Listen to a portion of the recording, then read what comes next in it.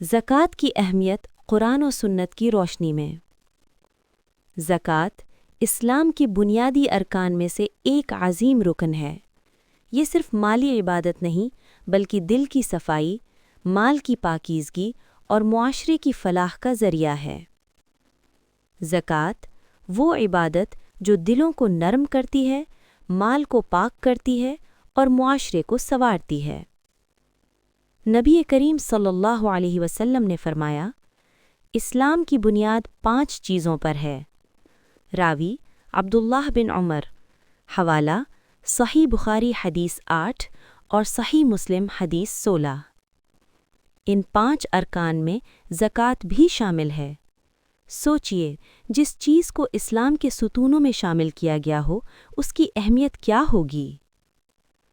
قرآن مجید میں زکوٰۃ کے بارے میں اللہ تعالیٰ فرماتے ہیں، وَأَقِيمُوا الصَّلَاةَ وَآتُوا الزَّكَاةَ سورۃ البقرہ 2:43۔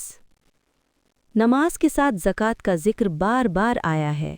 اس سے معلوم ہوتا ہے کہ جیسے نماز چھوڑنا خطرناک ہے، ویسے ہی زکوٰۃ میں کوتاہی بھی خطرناک ہے، یعنی یہ دین کا لازمی حصہ ہے۔ رسول اللہ صلی اللہ علیہ وسلم نے فرمایا، جس شخص کو اللہ نے مال دیا اور وہ اس کی زکوٰۃ ادا نہیں کرتا ہے تو قیامت کے دن اس کا مال گنجے سانپ کی شکل میں آئے گا۔ راوی ابو ہریرہ، صحیح بخاری حدیث 1403۔ یہ حدیث ہمیں زکوٰۃ کی ادائیگی میں کوتاہی سے سختی سے روکتی ہے۔ میرے عزیزو، یہ محض مثال نہیں، یہ قیامت کا منظر ہے۔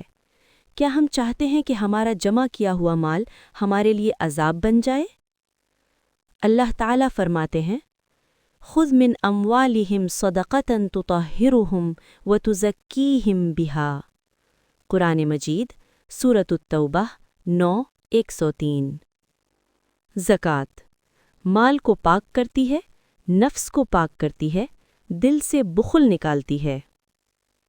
جب نبی صلی اللہ علیہ وسلم نے معاذ بن جبل رضی اللہ عنہ کو یمن بھیجا تو فرمایا، اللہ نے ان پر ان کے مالوں میں صدقہ فرض کیا ہے جو ان کے مالداروں سے لیا جائے گا اور ان کے فقیروں کو دیا جائے گا۔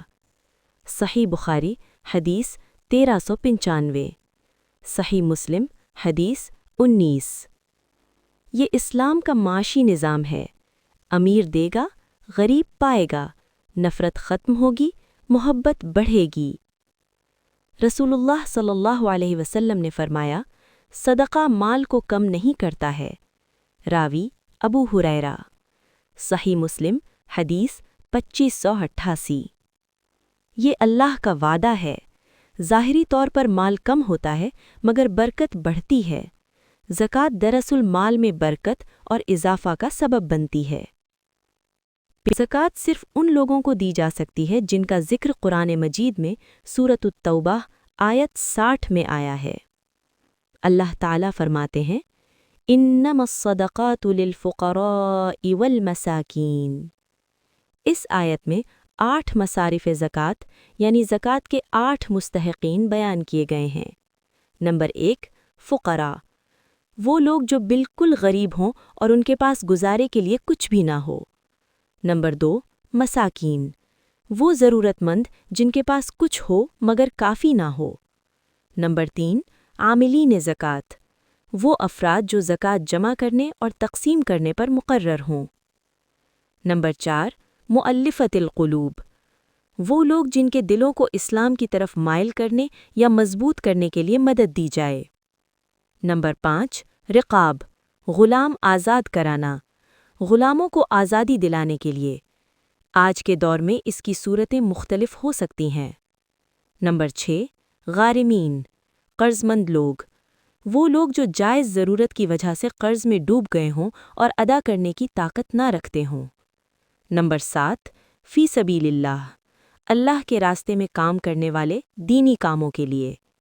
نمبر 8، ابن السبیل، مسافر، وہ مسافر جو سفر میں پریشان ہو جائے اور اس کے پاس مال ختم ہو جائے۔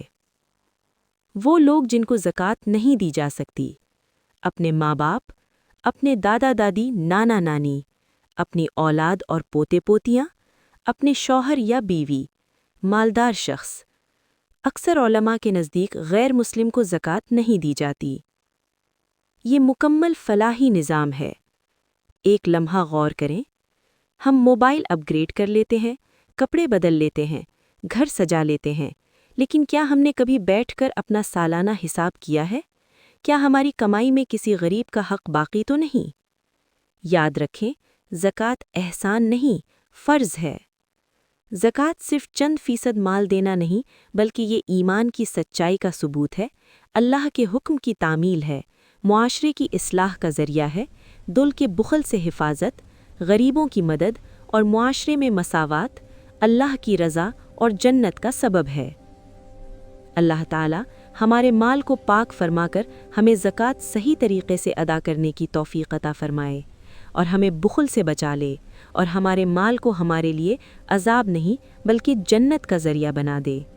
آمین یا رب العالمین۔